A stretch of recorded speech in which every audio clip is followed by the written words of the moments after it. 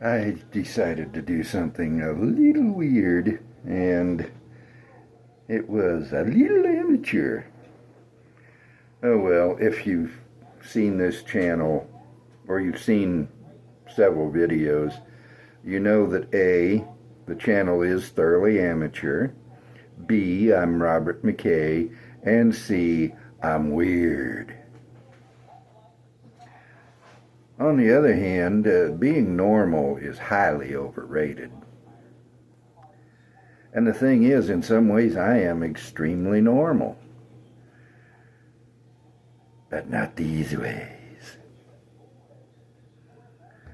I don't suffer from insanity. I enjoy every minute of it.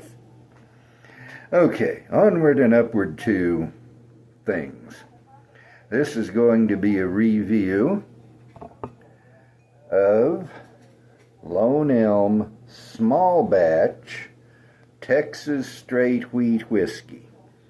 I have not yet uploaded it. I might upload it before I upload this one. I might upload it after I upload this one. As you know, my recent videos, I've found a way to get several in the can, keep several in the can, and then I randomize them and upload whatever comes out on top. So a video might set in the can for months before I get to uploading it. But I have recorded a video previously on the Lone Elm Single Barrel Texas Wheat Whiskey, and I didn't think to look up the age statement. It says it's straight wheat whiskey. There is no age statement on the bottle. Therefore, by law, that means it's at least 4 years old. To be straight whiskey, it has to be at least 2 years old. But if it's 2 years old, 3 years old, or 3 years old, it has to have an age statement. At 4 years old, they can omit the age statement. So this is at least 4 years old. With the single barrel, I didn't think to look up the mash bill, and I assumed in that video that it was 100% because the label here says soft winter wheat transformed by American white oak barrels, blah, blah, blah. I won't read you the whole blurb. But that sounds like a 100% wheat mash bill. It is not. Tonight I thought to look it up. It's a 90-10 mash bill. 90% Texas soft red winter wheat, 10% sprouted barley. And the barley isn't going to give much, if any, flavor to the whiskey. It's primarily there to help the fermentation. I got this bottle at Kelly Liquors on the 5th of January, so just over 3 weeks ago. I said Kelly Liquors, I think. If I didn't, Kelly Liquors. And it cost me $49.55, essentially a $50 bottle. It comes from 5 Points Distilling in Forney, Texas. And Israel Hendricks of the Whiskey One channel, he, by the way, is here in Albuquerque. I'm planning on doing a sipping and talking video on that channel, but I haven't gotten to that yet. He indicated that they've quit making this. I can't find anything online about it, but it's not on their website. I couldn't find it anywhere else. And if you look at the Balcones website, you would never know that Diageo bought them, I think it's over a year ago now. Might be a couple of years. You'd never know it by their website. They never announced that. They never announced on their website they were quitting the production of bourbon. And I have no patience for distilleries that don't tell you important stuff. But as far as I can tell, Israel might have faulty information. But go watch his channel. It's Whisky One, O-N-E, and I've never met him. There's probably never going to be a time when I'll meet him. I'm here in the Northeast Heights, and I don't get around town nearly as much as I used to. I'm just not comfortable anymore driving on roads I don't know, and I used to do that for fun, just to see new things. He's over on the west side, and I don't know just how far it is. It's probably 10 miles between us. And of course his stomping grounds is on the west side. Mine's here in the Heights. But he seems like he's a really nice guy. He seems to know his whiskey. He has an entertaining and informative channel. I highly recommend it.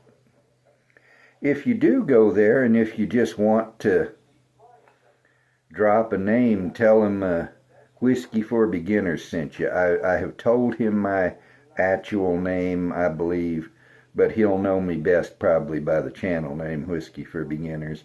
And if you don't want to drop my name, you don't have to. My name is eminently undroppable. That's not quite the way I want to say it. Undroppable means you can't drop it. But it's eminently worthy of no dropping. Let's put it that way. In playback, Philip Marlowe says that he is full of no coffee. And my name is worthy of no dropping. On to the whiskey. Did I mention I'm silly? If I didn't, I'm silly. I'm silly. It's got a nice, pleasant nose. Now, this stuff is 90 proof, which is the minimum I like my whiskey to be, except if I'm buying Scottish or Irish, which I seldom do.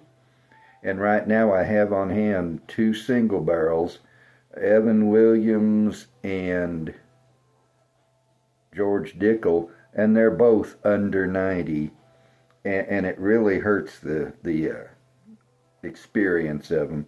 But I'll review those when I come to them. This is 90 proof. It has a nice nose, not as emphatic and definite as the single barrel. That's 115.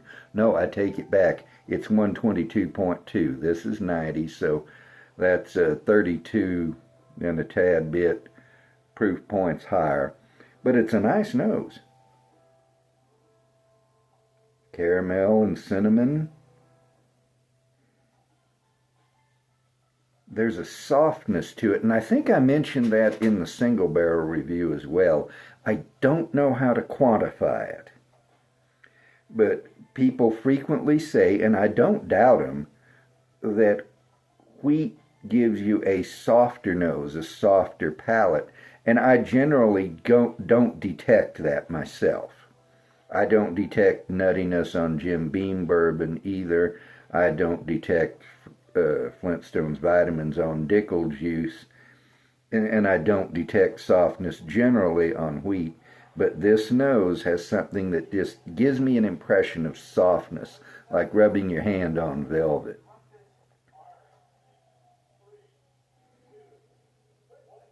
There is perhaps a very slight nuttiness to it.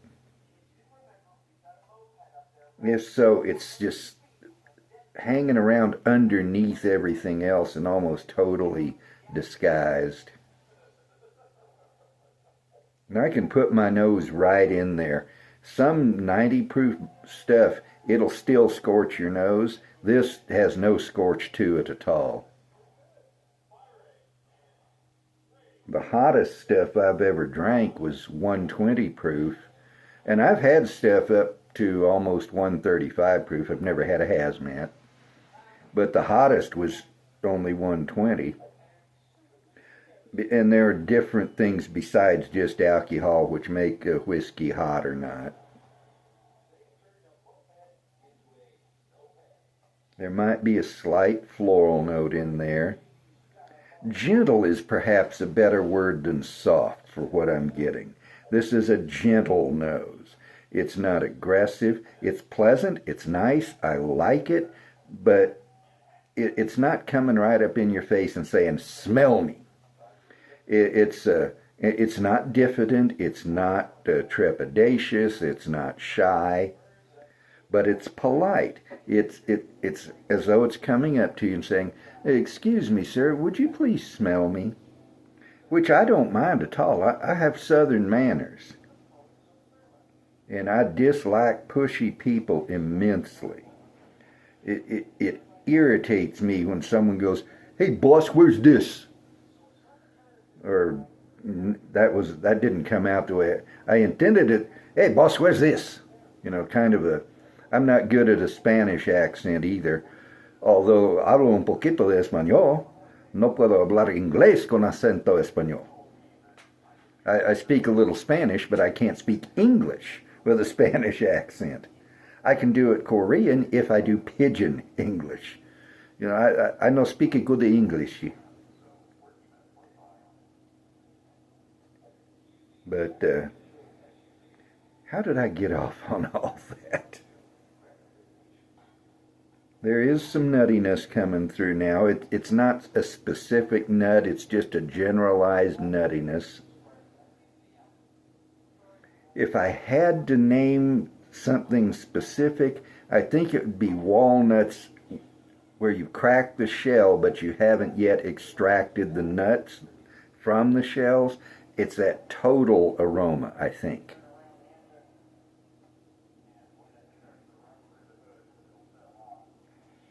There's something dark in there, perhaps very dark brown sugar. And I'm not an expert on different sugars.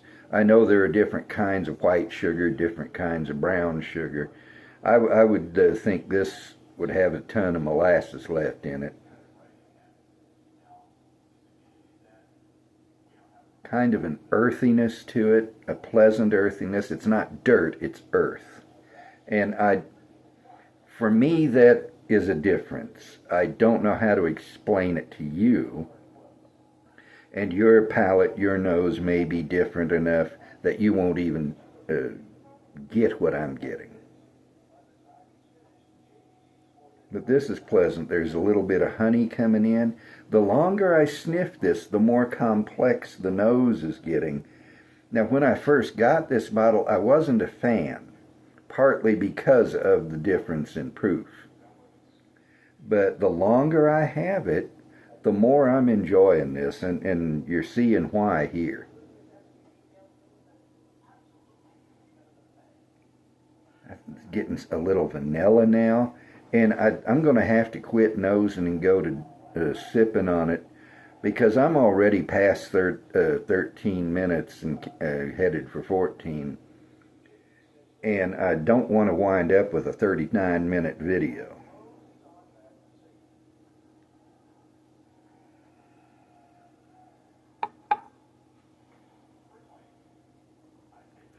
The mouthfeel is standard for 90 proof, neither exceptionally thick nor exceptionally thin. It's what you'd expect from a 90 proof whiskey.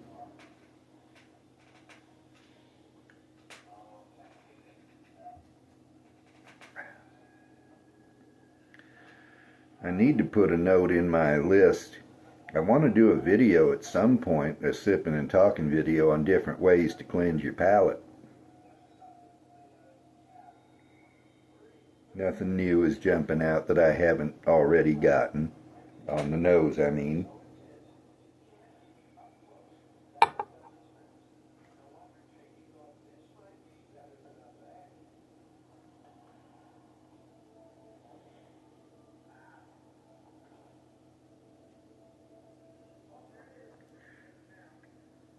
On the palate, I'm getting cinnamon, brown sugar, a little oak, maybe some honey in there.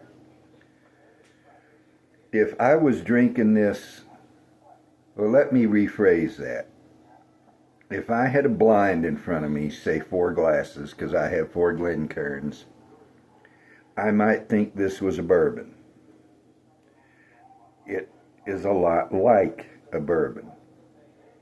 And it seems like American whiskey tends to focus around the bourbon-esque or bourbon-ish profile.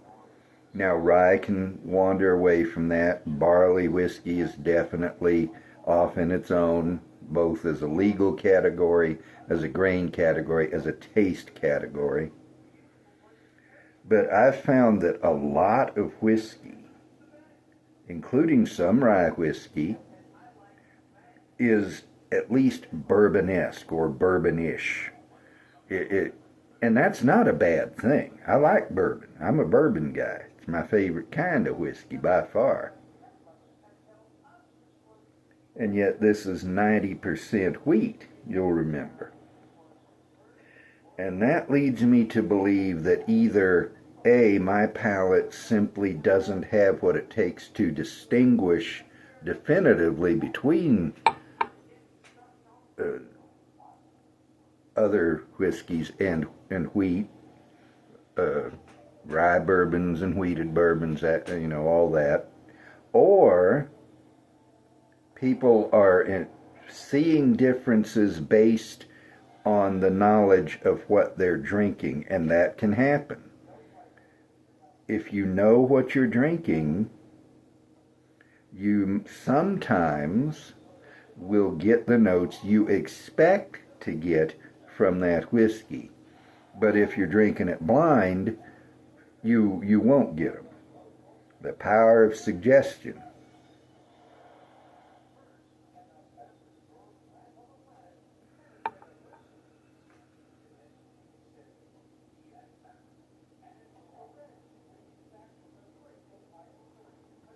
Once again, gentle is a good word to describe this.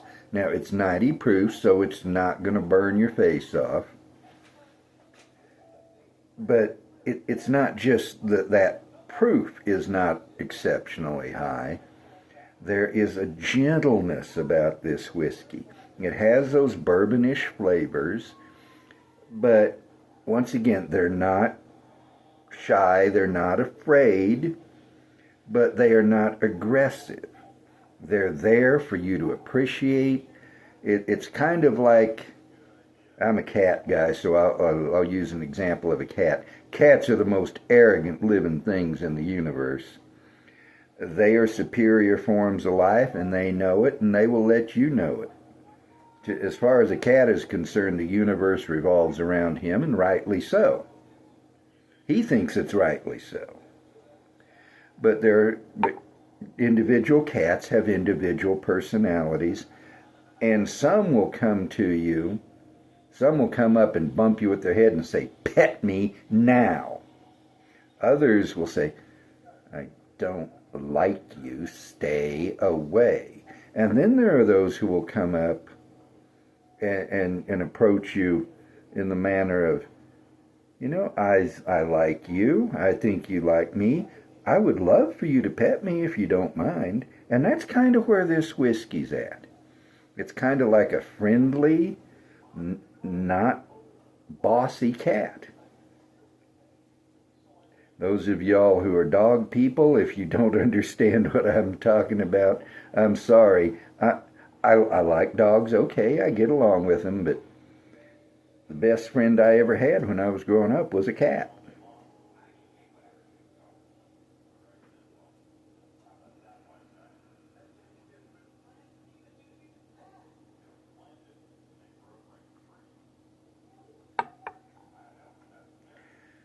I'm not getting anything new on the palate. It is pleasant, I like it, but I'm not getting anything new, so let me give you the finish.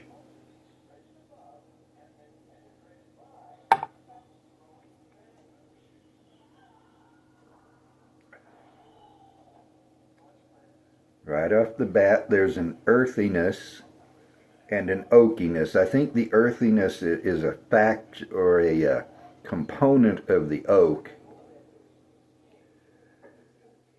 and that just sits there. There's a tingling on the front of my tongue, and it's not rye spice. I know that there's not a drop of rye in here, so maybe it's some alcohol.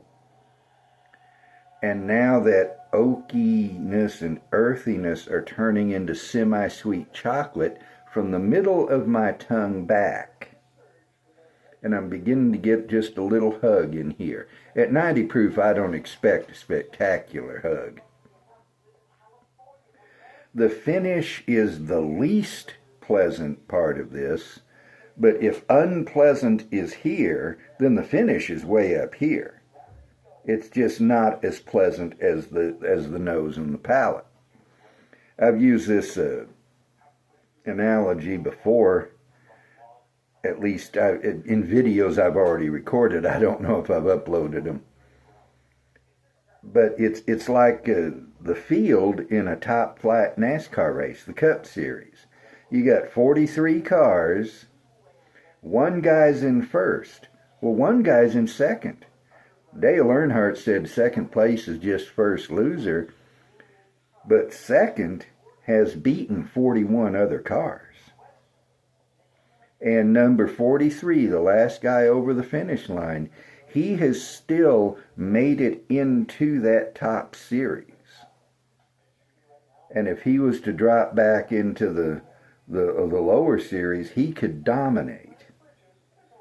So I'm not saying the finish is bad. Please do not think I'm saying that, because I'm not. It just is of the three good parts of this whiskey, the palate and the nose are better than the finish. How to summarize? Well, it's not as good, I think I've already said this, as the single barrel.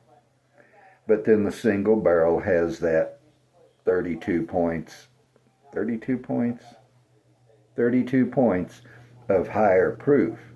So everything's more intense, everything is more definite, more emphatic. For a 90 proof whiskey, this is right good. Now, that's not my official rating. That's one of the ratings I have on my scale. But it's good whiskey if you like wheat whiskey. Some people don't like wheat. Erin on Stuff and Whiskey doesn't like what she calls the wheater funk. Don't know what she means. But then, as I've said, I can't always tell a wheated bourbon from a rye bourbon, or a wheat whiskey from a bourbon. So she's getting something that apparently I don't get. And that's typical. Nobody's going to have a palate exactly like mine. And I'm not going to have a palate exactly like anybody else's. So if you like wheat, I recommend this. It's certainly cheaper than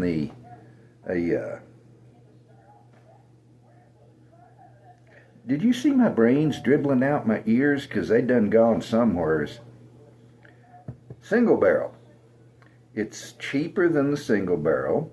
It's lower proof. There's less density and intensity of flavor. But this is good whiskey. I recommend it. Now, as to the rating. Let me show it to you upside down. And just for grins and giggles, I'll let you see my crazy writing right side up. If all it took to be a doctor was bad handwriting, I'd had 23 medical doctorates. But I'm going to give this a rating of 6. 8 is the highest, 1 is the lowest, giving this 6, which is fine. That is the equivalent to 3.75 stars, 3 1/4 stars. That's 75 out of 100, or 7.5 out of 10. And the top 3 ratings, I really don't give out all that much. I almost never do this one, 6, fine. Usually either they're better than that or lower than that. But this gets that rating. I am at 24 minutes. I intended to be done, well, I'm almost at 25. I intended to be done 5 minutes ago or more. But this is Texas whiskey. I'm an adopted Texan. I sound like a native, but I'm not. I didn't try to sound like this. It just come upon me. Being a Texan Yeehaw!